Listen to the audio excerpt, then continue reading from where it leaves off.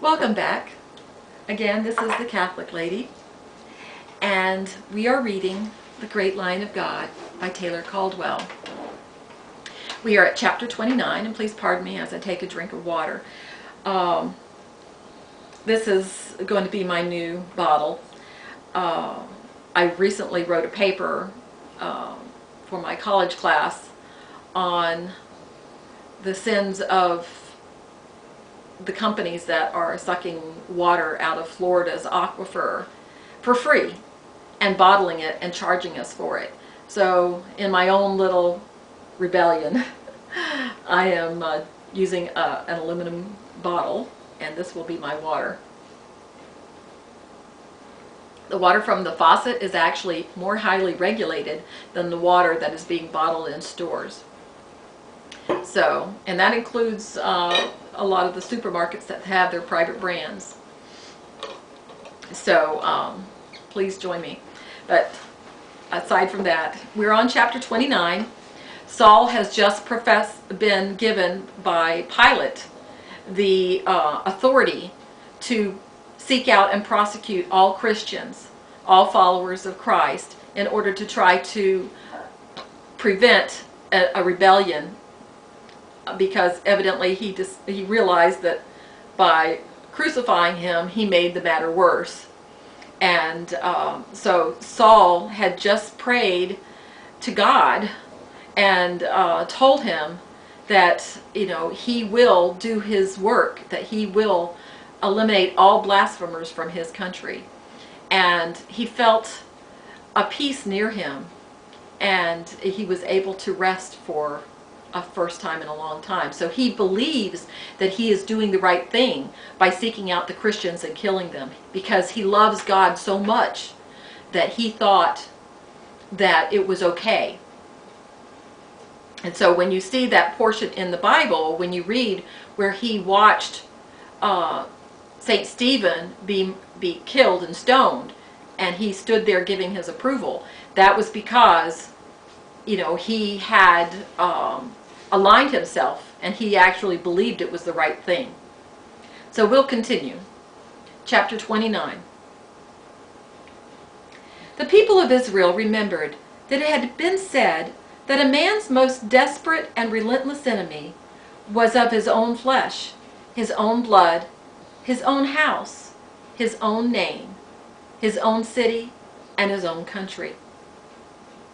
And that desperate and relentless enemy often rode and lashed and killed in the name of God, and was justified in his own sight and in the sight of many of his followers, and was exalted in his heart.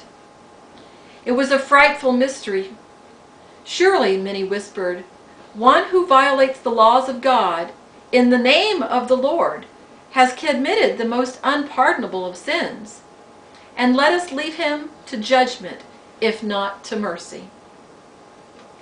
To the people of Israel, Pontius Pilate was the present terror, aided by Herod Antipas and the Roman legions, and tolerated by the Sadducees in the name of peace, and by some more exigent Pharisees in the name of the law.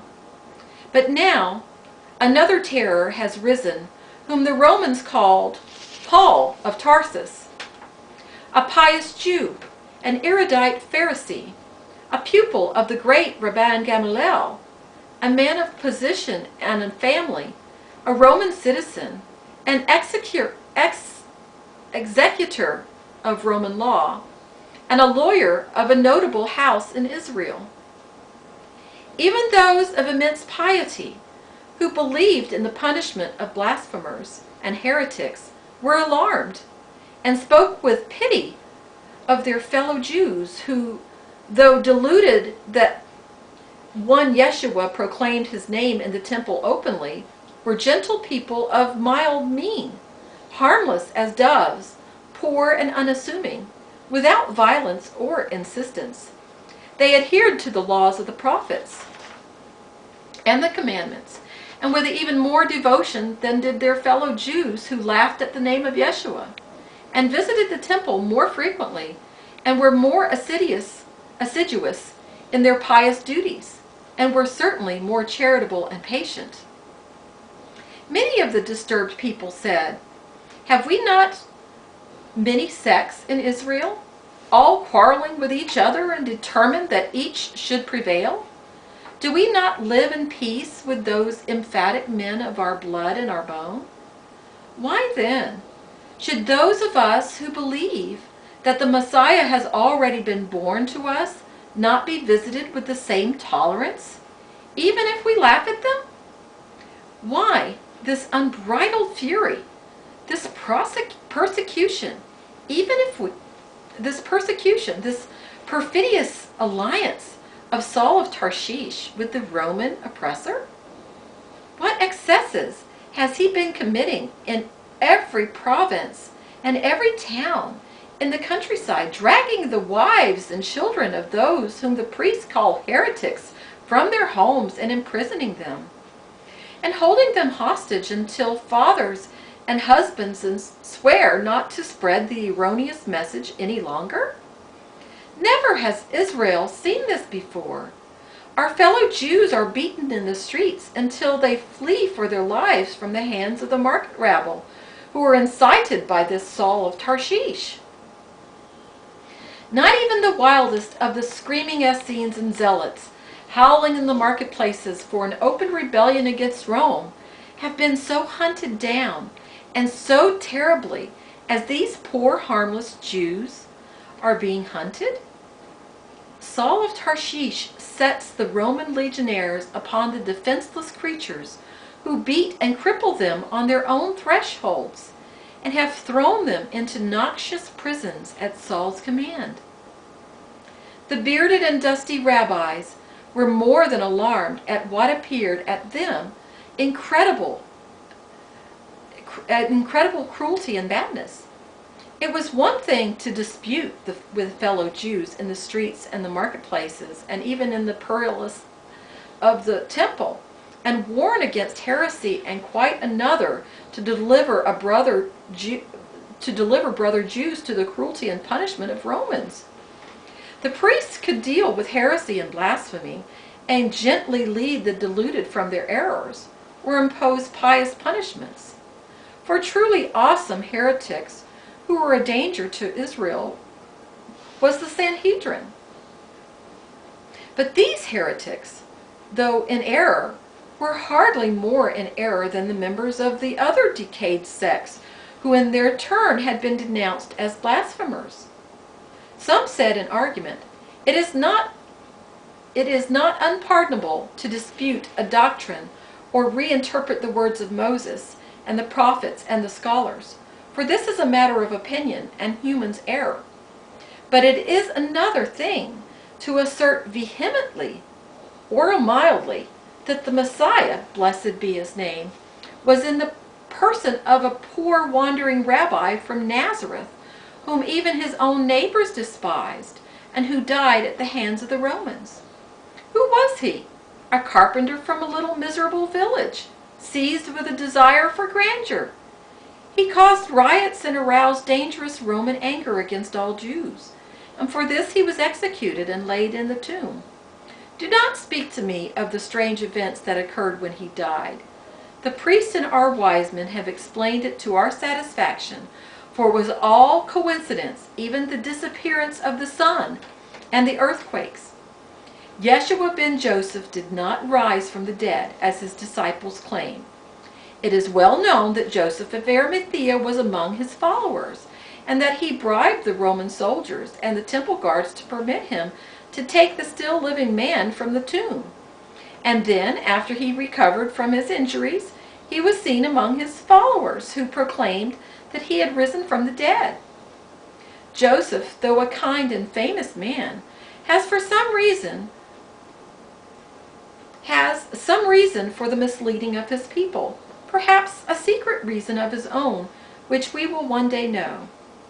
But it is hardly fair to the people of Israel at this time, for the Romans make no distinctions between us and the heretics, and are only too pleased to beat us on the streets without discrimination or provocation, when it serves to amuse them.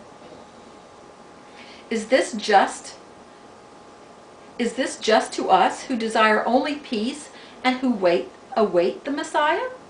Let's be calm and understand why Saul of Tarshish does as he does, and not condemn him as an enemy of his people.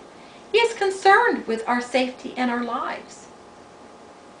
Multitudes agreed, expressing their horror of this monumental heresy, and the glorious Messiah had been among us and had wandered in the meanest places, footsore and beggarly, and without a roof over his head, consorting with taxpayers and harlots and the base, and that God, blessed be his name, had permitted his anointed to be so shamefully murdered by the Romans without the appearance of a single avenging angel with a sword of fire or a single proclamation from heaven. The very thought was outrageous, offensive to God. But even these who were incensed by the heretics, and whose piety and faith were insulted, and who feared the vengeance of God, were even more incensed that their fellow Jews were hunted down like diseased rats in the holy city itself, and were hounded from their homes and driven into exile. Persecution had an evil way, too, of passing from the guilty to the innocent, for men were notoriously inflamed by the bloodletting, and finally killed and hunted for mere sport and wicked gratification. And there were thousands who muttered uneasily to themselves, "If it were indeed a blasphemous hoax that Yeshua ben Joseph of Nazareth did not die on the cross, and was taken alive to his tomb and later restored to scores who swear that they saw him and talked with him, what is the meaning of the hoax? As the Romans say, who gains? Yeshua of Nazareth? It is said that he had already disappeared, and that none see him any longer, and none bears from him, and none hears from him. His miserable poor followers, do they not appear to be men who desire to be honored and exalted and granted fame and fortune, or treated as prophets? They do not even defend themselves against the Romans, and fight with them as do the zealots of the Essenes.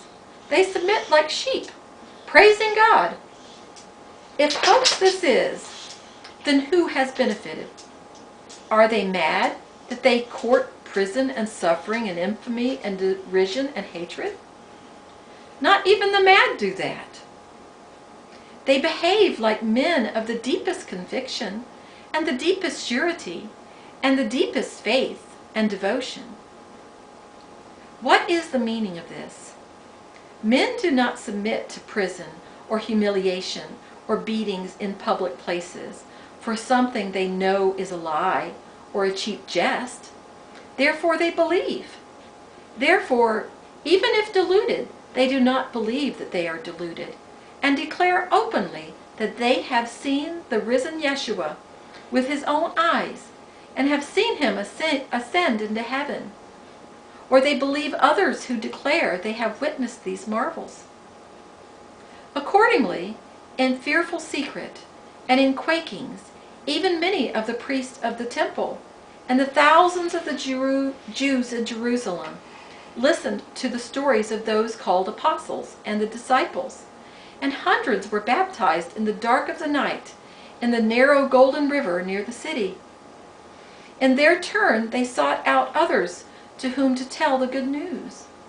With discreet terror they attempted to remain obscure, and so as many were poor and humble, this was not too difficult a task. Still the news traveled, and invariably it reached the ears of Saul ben Hillel, whose dismay and rage increased daily. He consulted frequently with Pilate and with the high priest. Pilate was beginning to find the whole matter amusing. He had always hated the Jews.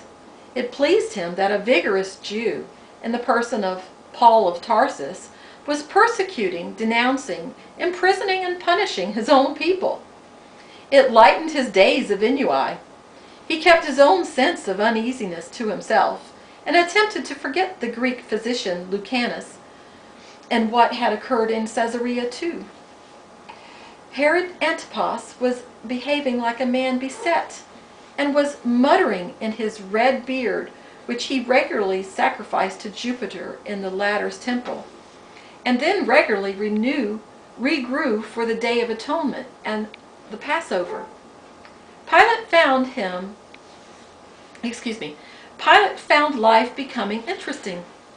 Saul heard that the new and blasphemous Jewish sect had spread in his own land of Sicilia, and incredibly had shown indications of reaching Greece. It was now another Passover, another Pentecostal feast of the Jews, and the dreadful sect, so insulting to God, appeared to flourish like the plagues of Egypt, and to appear in the most unlikely spots. There were rumors that many Roman soldiers had adopted this faith, as well as humbler priests of the temple itself, and Saul thought of his cousin, Titus Milo Platonius, in Rome, with his aged parents, and his rage rose to frenzy. He felt himself friendless. He knew himself unwelcome in the house of his kinsmen in Jerusalem, and an enemy to them, though they made no overt acts to gain converts, and remained in seclusion. But he suspected, out of his great intuition, that they gave aid and comfort to the persecuted, and he believed that he hated them more than all else. He hated his sister Sephora, who had so deeply betrayed the faith of her fathers, and the faith of Hillel ben Baruch, who mercifully had not lived to see this infamy, degradation, and blasphemy for himself. Why did all his efforts in the service of God, blessed be his name, appear to bear no fruit? He no sooner eradicated a source of infection than it sprang up like the phoenix in another spot, larger and more vigorous than before. He stamped out a little fire, and a conflagration blazed at a distance, like a mystery out of Gehenna. Was God testing his determination in his service? Was he trying him, as he had tried the prophets and all the saints, to make him more worthy to carry his sword of vengeance and purity? Was he tempering his servant, as he had tempered Job? "I am afflicted," Saul would cry to himself in his chamber in the house Pilate had assigned to him in Jerusalem. And he would bow his head in exhaustion and frustration, and try to discover where and how he had failed God, that the blasphemous sect should still flourish and even spread. He feared the anger of God for his failure. He strove with the Almighty. "I am but a man," he would exclaim in his prayers. "I have but human endurance. It is true I have stamina, which you have given me, Lord, but is not without a breaking point, and I am approaching that. None assist me but Pilate and the high priest, and a few of his creatures, and the lick-spittle informers who look for the 30 pieces of silver, the market rabble I have always despised.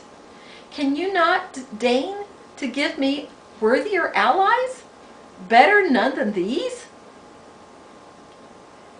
There were times when he was convinced that he was indeed being tested, and that the task was greater than he had believed, and therefore he needed more tempering, more resolution. That the enemy from hell was more powerful than he could know, and demanded more strength than he had shown heretofore. That God was preparing him, as the Greeks would say, for the great games, for the amphitheater, for the circus, when alone he would be forced to fight the leagues of evil single-handedly for the open glorification of God. At these times he felt an enormous and intoxicating pride, an overwhelming exultation that he had been so chosen for so mighty a task. He would then smite his knees with his strong fist and laugh aloud, and then he would praise God in so loud and passionate a voice that his servants in the house would listen in wonder, shrugging, for they were Greeks. But some would shudder and would touch a tiny little object of metal which lay over their hearts, and some would pray for this violent and desperate man out of the touching charity of their souls. But there were other times when despair overcame him, and he would groan in his bed, "I have failed, and God will not forgive me, though I have striven to fulfill his will, and have fought with all my strength, and have wearied my brain with thought and plans. What then will be my end, that I have been defeated by creeping wretches who can hardly be considered men, who will live and spread their pollution and lies and errors among my people? But no, no, I shall not be defeated. I shall not endure this mortification. I shall not let worms halt my footsteps with their slime, and fill up my path. This is the one task the King of Kings has set me. May I die in disgrace, forever forgotten by men, if I do not succeed." Moses accomplished a far more formidable task. I am no Moses, but I can do what I can do, and even God can ask a man no more than that. And then there were other times when he thought of the Nazi of the temple, Rabban Gamaliel, who neither sought him nor wrote to him, nor sent him messages of consolation and encouragement. He who above all should inspire him. At these moments Saul was filled with a passionate anger and umbrage and even fury. But he tried to remember, to believe, that the Rabban desired him to struggle and fall, or win by his own efforts. For had he not always said that each man in his turn must face God alone and create his own fate? That confrontation, fearful and inevitable, came to all men. Others dared not interfere in the final hours of struggle and darkness and wrestling with the angels of God. The victory must be one man's, and not the victory of others, lest it be weak and not sustaining. Saul tried to be grateful for the silence of the great Rabban, who knew best. Still, a single letter, a single word of encouragement. "I am betraying weakness," Saul told himself sternly.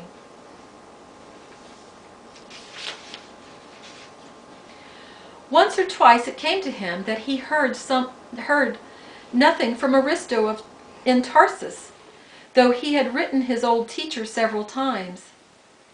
Finally he wrote to Reb Isaac to receive a short letter from his granddaughter, the widow Elisheba, who had once desired to marry him, to the effect that Reb Isaac now lay in the bosom of Abraham since the last day of atonement. She did not speak of Aristo, though Saul had inquired of him. Saul was overcome by the news of his old mentor's death in his deep age, and it seemed to him that he had heard another snapping of a link of a chain which bound him to those he loved and had loved. "I am all alone," he said to God in his sorrow. "I have been abandoned except by you, my Lord and my God. It must suffice. I am hated by my own people for my deeds in their behalf, and for the sake of their souls, except for a few I despise, and who would not have about me. Even those who deplore blasphemy almost as vehemently as I do avoid me. I have no friends, no kinsmen. But are you not enough for man's desiring, for man's passion, for man's surfeit of joy? For there is none else but you, and I am deserted by men. Surely you, King of Kings, have not deserted me, for I have desired no other save you, my bread of life, my source of living waters." It seemed to Saul that he had heard the words of God which had been spoken to Job. "Gird up your loins now, like a man. I will demand of you and declare you unto me. Deck yourself now with majesty and excellency, and array yourself with glory and beauty. Tread down the wicked in their places. hide them in the dust together, and bind their faces in secret. Then I will also confess to you that my own right hand can save you." "Lord, Lord," cried Saul, overcome with humility and remorse that he had been so human as to grieve and to voice his plaint that none helped him. Had he not God as his advocate and his general? And did he not carry his immortal banner? He, Saul ben Hillel, should rejoice at his trials as a singular manifestation of grace, and never doubt of the victory. But for some awful and terrifying reason, he was not comforted, and he sorrowed that God had rejected his repentance, and was offended at his weakness. It was, however, all he deserved.